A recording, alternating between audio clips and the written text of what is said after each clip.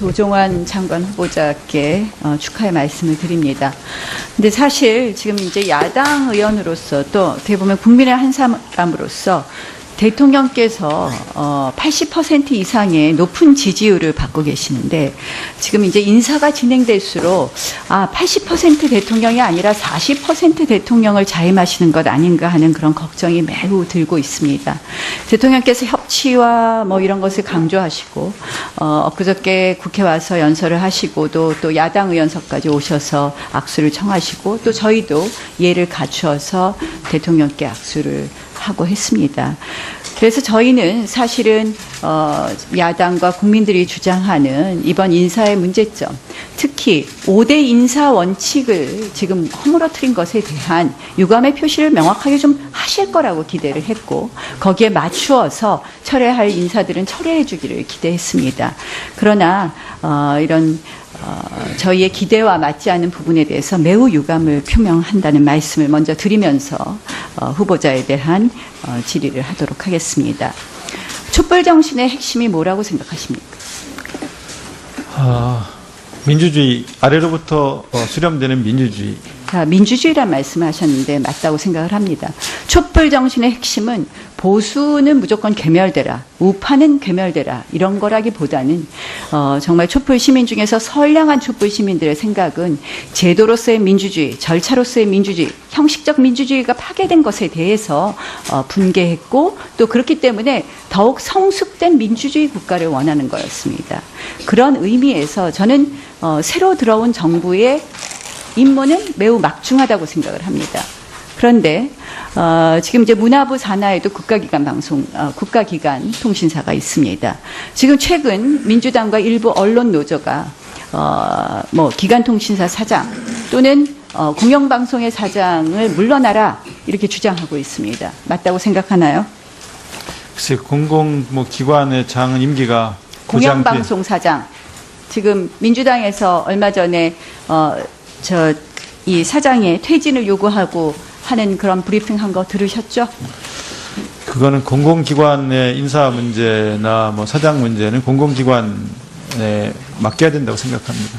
그러니까 그것을 정권이 좌지우지해서는 안 된다 이렇게 생각하신다는 건가요? 네, 그렇습니다. 네, 실질적으로 그렇습니다. 저는 제도로서의 민주주의가 성숙되기 위해서는 무엇보다도 우리가 이제 권력기관이라든지 언론기관에 이런 장애, 이 임기가 보장되어 있습니다. 이 임기를 보장하는 것은 바로 그들의 임무에 있어서의 독립성과 공정성을 담보하기 위한 것이고 그러한 부분을 지켜줘야 된다고 생각을 합니다. 그래서 지금 민주당에서 지금 일부 공영방송사 사장의 퇴진을 요구하고 있는데 이것이 잘못되면 다시 새로운 블랙리스트가 될 수 있다는 부분을 지적합니다. 아까 공공기관장에 대해서도 이미 말씀을 하셨는데요. 지금 제가 보니까 이 문화체육관광부 소관의 33개 공공기관 중에서 1년 이내로 임기가 남은 기관장이 14명 그리고 1년 이상 임기가 남은 기관장이 16명에 이르고 있습니다. 그 기관장들 임기 보장하시겠습니까? 네. 보장을 하겠습니다. 이건 법에 보장하도록 되어 있기 때문에 보장을 하는데요. 또 본인들이 사표를 내거나 이런 기관들이 있기 때문에 기관에 따라서 약간 좀 다르기는 합니다. 기대해 보겠습니다. 사실은 이게 보면 우리가 여당할 때 입장 다르고 야당할 때 입장 다릅니다. 그리고 저도 또 사실은 야당하다가 여당하다 다시 야당을 하면서 내가 야당했을 땐 이게 부족했구나, 여당했을 땐 이게 잘못했구나 하고 반성하는 부분도 많이 있습니다. 그러나 우리가 역사가 발전하기 위해서는 또 다른 것이 되풀이돼서는 안 된다고 생각을 하고요. 다만 제가 아까 걱정되는 것은 이 국정농단 사건에 대해서 조사 특위를 만들었나요? 문화부에서 지금? 만들 계획입니다. 아직. 그러니까 이 조사 특위를 만들어서 이것과 관련되다는 이유로 해서 어떠한 위법한 사실이 명확하게 법적으로 확정되지 않았는데 이것을 빌미로 해서 공공기관장 교체를 시도한다든지 그렇다면 이것은 또 다른 블랙리스트가 된다는 말씀을 다시 한번 지적하고 싶습니다. 사실 2007년 노무현 정부 때 문화정책이 매우 균형되었다라고 답변을 하셨는데요. 사실 저희가 보기에는 그렇지 않았습니다. 예컨대 민예총회 예산은 2000년부터 2004년 사이에 두 배로 이 증액되는 반면에 한국 예총회 그 예산 증액은 미미했습니다. 또 그 당시에 보면은 뭐 아까 이제 앞으로 이 블랙리스트를 문제를 해결하기 위해서 문화예술위원회에 뭐 자율성과 독립성을 준다고 하셨는데 실질적으로 그 당시에도 똑같은 이야기를 했습니다. 예술위의 독립성과 자율성 이야기하고 문화예술위원 10명 중에서 1명만 예총 출신, 나머지는 다 사실상 소위 좌파 문화예술인으로 채워지면서 계속해서 삐그덕거렸습니다. 그래서 문화부 장관으로 앞으로 일하실 때 이런 부분에 있어서 균형을 명확하게 균형을 맞추시지 않으면 또 다른 도종환 블랙리스트 하는 이야기가 나올 수 있다. 그래서 이 부분에 대해서 다시 한번 임기가 보장된 공공기관장은 보장해 주시고 이러한 부분에 유념해 주실 것을 부탁드립니다. 그렇게 하시겠습니까? 네, 그렇게 하겠습니다. 자, 국무위원으로서 이 여러 가지 국가 정책, 국정의 운영 뭐 이러한 부분에 대한 결정을 많이 하실 거기 때문에 전교조 관련돼서 질의를 좀 하겠습니다. 이 지난 한겨레 20일 2016년 8월 15일자 인터뷰에서 전교조를 박근혜 정부가 왜곡된 시각으로 바라보고 있다. 전교조 합법화를 위해서 싸운 적이 있는데 전교조가 다시 법적 정당성을 되찾을 것이다. 이런 이야기를 하셨습니다. 아시다시피 전교조가 실질적으로 해직교사를 전교조의 조합원 가입 자격을 부여함으로 인해서 2013년에 고용노동부에서 법의 노조 통보 처분을 받았고 이 부분에 대해서 이렇게 재판이 거쳐져서 2016년에 이 부분에 대해서 법의 노조 조치는 정당하다고 판결됐습니다. 어떠한 방법으로? 네.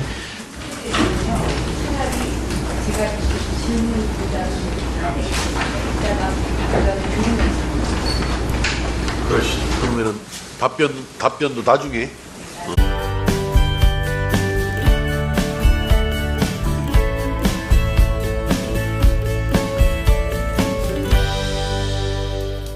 또 사실은 야당하다가 여당하다 다시 야당을 하면서 내가 야당했을 땐 이게 부족했구나, 여당했을 땐 이게 잘못했구나 하고 반성하는 부분도 많이 있습니다. 그러나 우리가 역사가 발전하기 위해서는 또 다른 것이 되풀이돼서는 안 된다고 생각을 하고요. 다만 제가 아까 걱정되는 것은 이 국정농단 사건에 대해서 조사 특위를 만들었나요? 문화부에서 지금? 만들 계획입니다. 아직 만들지. 그러니까 이 조사 특위를 만들어서 이것과 관련되겠다는 이유로 해서 어떠한 위법한 사실이 명확하게 법적으로 확정되지 않았는데 이것을 빌미로 해서 공공기관장 교체를 시도한다든지 그렇다면 이것은 또 다른 블랙리스트가 된다는 말씀을 다시 한번 지적하고 싶습니다. 사실 2007년 노무현 정부 때 문화정책이 매우 균형되었다라고 답변을 하셨는데요. 사실 저희가 보기에는 그렇지 않았습니다. 예컨대 민예총회 예산은 2000년부터 2004년 사이에 두 배로 이 증액되는 반면에 한국 예총회 그 예산 증액은 미미했습니다. 또 그 당시에 보면은 아까 이제 앞으로 이 블랙리스트를 문제를 해결하기 위해서 문화예술위원회에 자율성과 독립성을 준다고 하셨는데 실질적으로 그 당시에도 똑같은 이야기를 했습니다. 예술위의 독립성과 자율성 이야기하고 문화예술위원 10명 중에서 1명만 예총 출신, 나머지는 다 사실상 소위 좌파 문화예술인으로 채워지면서 계속해서 삐그덕거렸습니다. 그래서 문화부 장관으로 앞으로 일하실 때 이런 부분에 있어서 균형을 명확하게 균형을 맞추시지 않으면 또 다른 도종환 블랙리스트 하는 이야기가 나올 수 있다. 그래서 이 부분에 대해서 다시 한번 임기가 보장된 공공기관장은 보장해 주시고 이러한 부분에 유념해 주실 것을 부탁드립니다. 그렇게 하시겠습니까? 네, 그렇게 하겠습니다. 자, 국무위원으로서 이 여러 가지 국가 정책, 국정의 운영 이러한 부분에 대한 결정을 많이 하실 거기 때문에 전교조 관련돼서 질의를 좀 하겠습니다. 이 지난 한겨레 20일 2016년 8월 15일자 인터뷰에서 전교조를 박근혜 정부가 왜곡된 시각으로 바라보고 있다. 전교조 합법화를 위해서 싸운 적이 있는데 전교조가 다시 법적 정당성을 되찾을 것이다. 이런 이야기를. 민주주의. 민주주의란 말씀하셨는데 맞다고 생각을 합니다.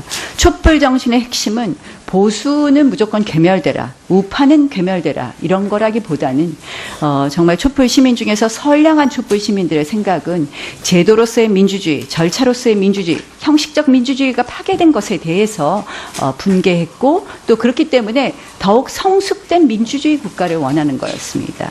그런 의미에서 저는 새로 들어온 정부의 임무는 매우 막중하다고 생각을 합니다.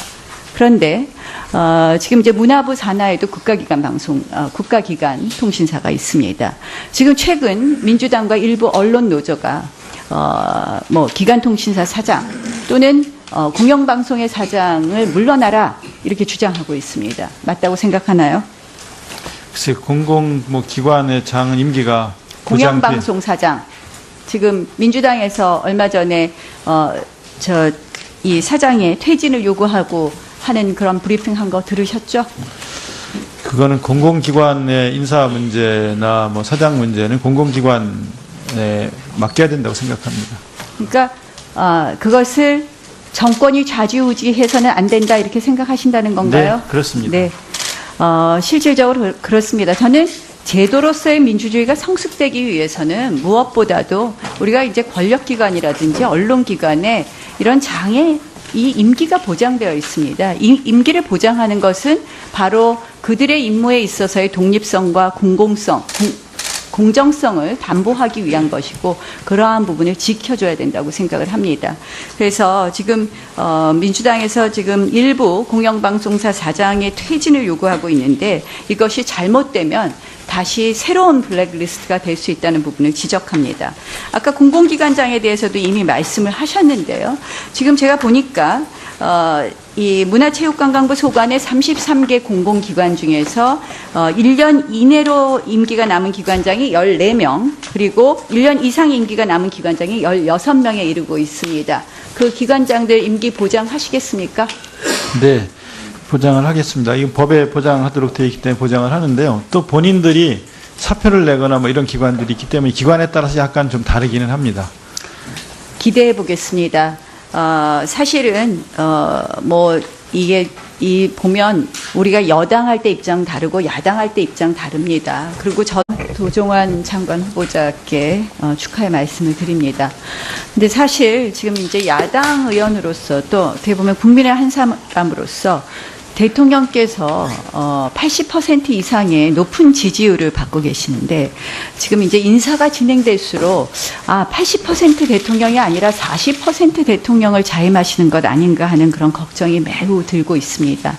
대통령께서 협치와 이런 것을 강조하시고 엊그저께 국회 와서 연설을 하시고 또 야당 의원석까지 오셔서 악수를 청하시고 또 저희도 예를 갖추어서 대통령께 악수를 하고 했습니다.